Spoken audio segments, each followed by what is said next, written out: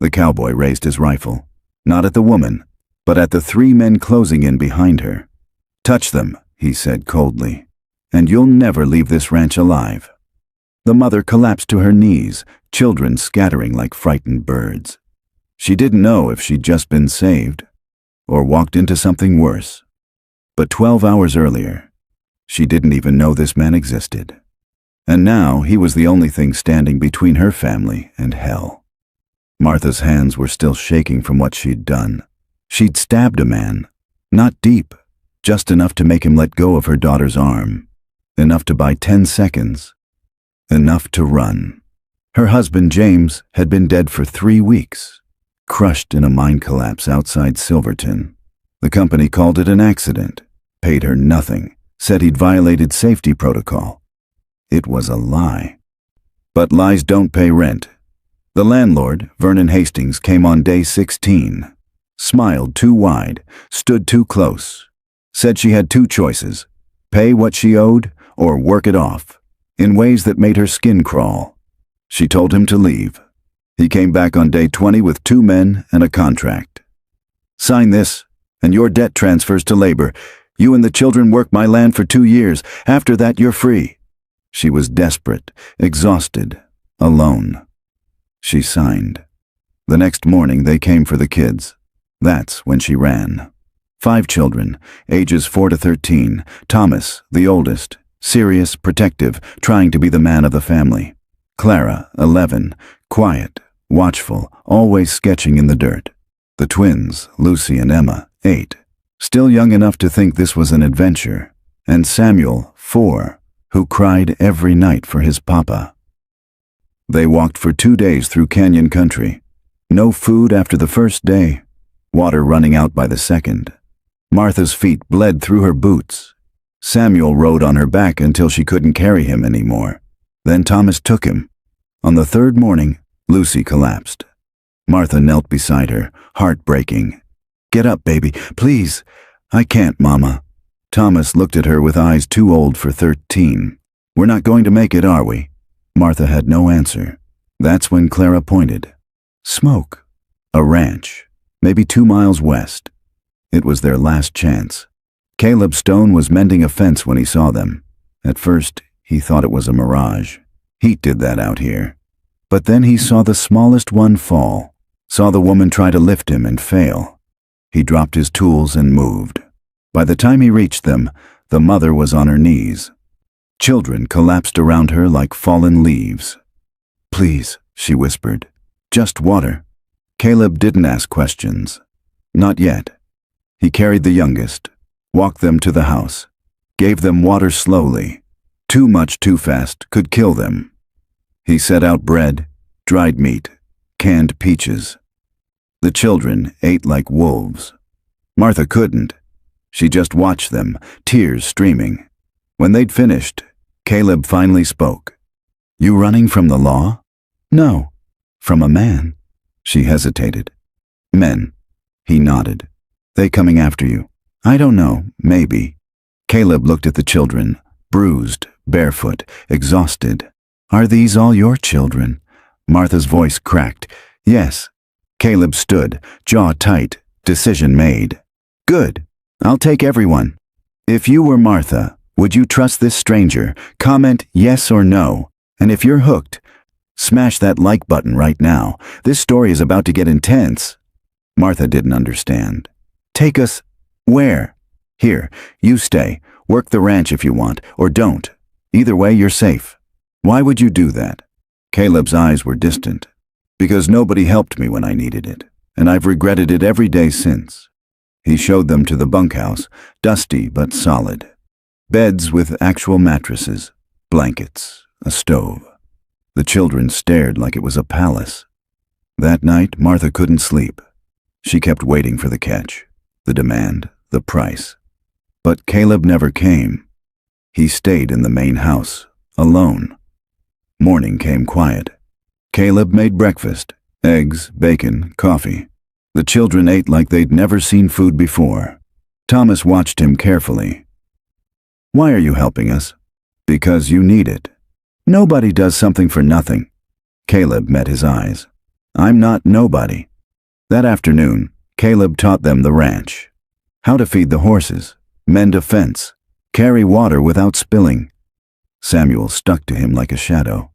Clara sketched him when she thought he wasn't looking. For the first time in weeks, Martha felt something like hope. Then the riders came. 3 men, dust-covered, armed. Caleb saw them from the barn, told the children to get inside, told Martha to lock the door. He met them at the gate, rifle in hand. The leader was a man named Garrett, scarred, mean, and loyal to Vernon Hastings. "We're looking for a woman. 5 kids. You seen 'em?" "Nope." Garrett smiled. "Funny, 'cause we tracked 'em right to your fence line. Then you tracked wrong. She's got debts, Cowboy. Legal debts. We're here to collect." Caleb's voice dropped. "She's got nothing." "Then we'll take the kids. Sell 'em to work camps out east. Covers half what she owes." Caleb raised the rifle. "You'll take nothing." Garrett laughed. "You gonna shoot all 3 of us?" "If I have to." The air went still. Garrett's hand moved toward his gun. Caleb fired, into the dirt, inches from Garrett's boot. "Next one's higher."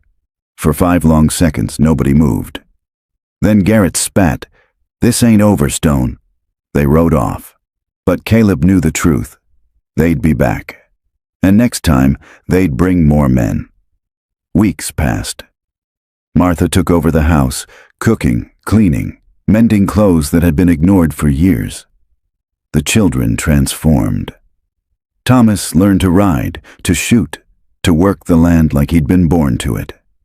Clara found paints in an old trunk. Started covering the bunkhouse walls with murals, horses, sunsets, faces. The twins laughed again. And Samuel started calling Caleb Sir, with a reverence that broke and healed Caleb's heart at the same time. One evening, Caleb found Martha on the porch. "You don't have to do all this," he said. "I want to.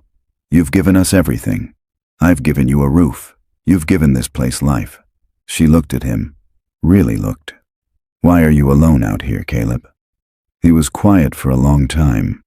"I had a family once. Wife named Anna, daughter named Grace. I was a soldier, gone for 2 years fighting a war I didn't believe in." His voice cracked. "Came home to graves. Fever took them both while I was gone. I wasn't there to hold their hands, wasn't there to say goodbye." Martha's hand found his. "I'm sorry. I swore I'd never care about anyone again. Easier that way." He looked at her. "But then you showed up, and I realized I've been dead for 10 years. You brought me back. But the peace didn't last. A rider came at dawn, a boy from town, breathless.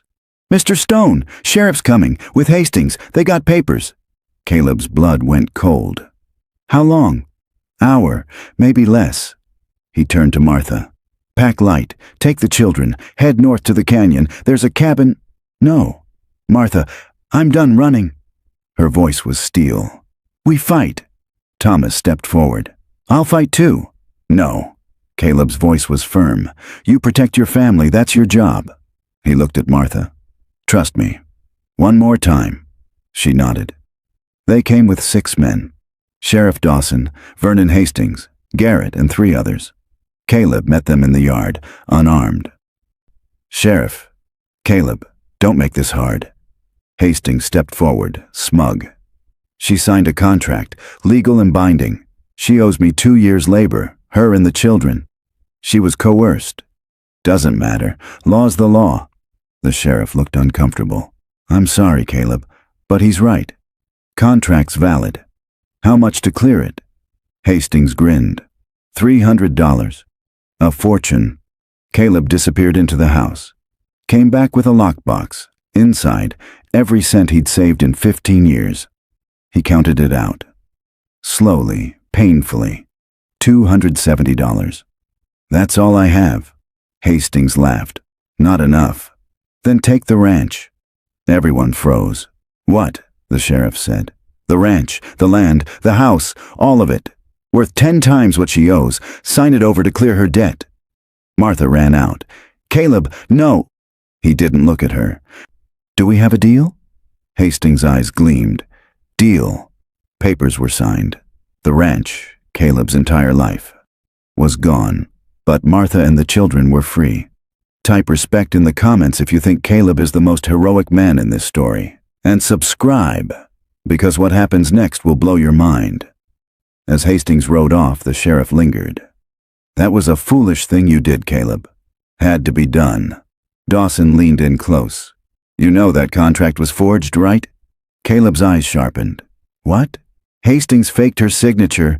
I've seen enough documents to know. But proving it? That'd take months. Lawyers, money you don't have. Why are you telling me this?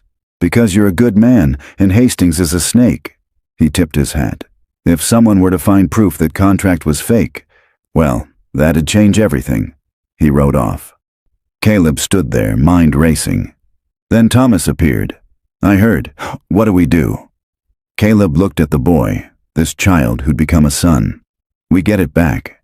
That night, Caleb and Thomas rode into town. Hastings kept his office above the saloon, locked tight. But Caleb had been a soldier. Locks didn't scare him. They slipped in through the back, found the office, started searching, papers, contracts, ledgers. Then Thomas found it. A ledger with dozens of names, families, all with contracts signed, all working Hastings land for nothing, and a separate page, practice signatures, including Martha's. He's been doing this for years, Thomas whispered. Caleb took the ledger. Let's go! They were halfway to the door when Garrett stepped out of the shadows, gun drawn. Thought you might try something stupid. Caleb pushed Thomas behind him. Let the boy go. Can't do that. Then you'll have to shoot us both. Garrett's finger tightened on the trigger. A gunshot, but not from Garrett. He dropped, clutching his leg. Behind him stood the sheriff, smoking pistol in hand. Told you I hated snakes. He looked at Caleb. Get that ledger to the judge. I'll handle this. Act 7, Justice. By morning, the town knew everything. Hastings was arrested, his land seized. Every family he'd enslaved was freed. The judge reviewed the documents. Mr. Stone, your ranch is hereby returned to you with the court's apologies. Caleb nodded, but he didn't feel victorious. He felt exhausted. When he returned to the ranch, the children ran to him. Samuel jumped into his arms. You did it. Clara hugged him. I knew you would. Thomas shook his hand. Thank you. For everything. But it was Martha who stopped him. She took his face in her hands. You gave up everything for us. I got it back. That's not what I mean. Her eyes filled. You gave up your solitude, your peace, your walls. You let us in. Caleb's voice was rough. You made it worth it. Then let me say something I should have said weeks ago. She kissed him. Soft, sure, full of everything words couldn't hold.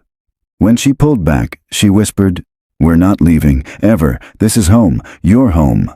Caleb looked at the children, at the ranch, at the woman who'd brought light back into his life, and for the first time in 10 years, he smiled. Yeah, it is. The ranch grew. Thomas became a foreman, married a girl from town, built a house on the north pasture. Clara's paintings sold in Denver.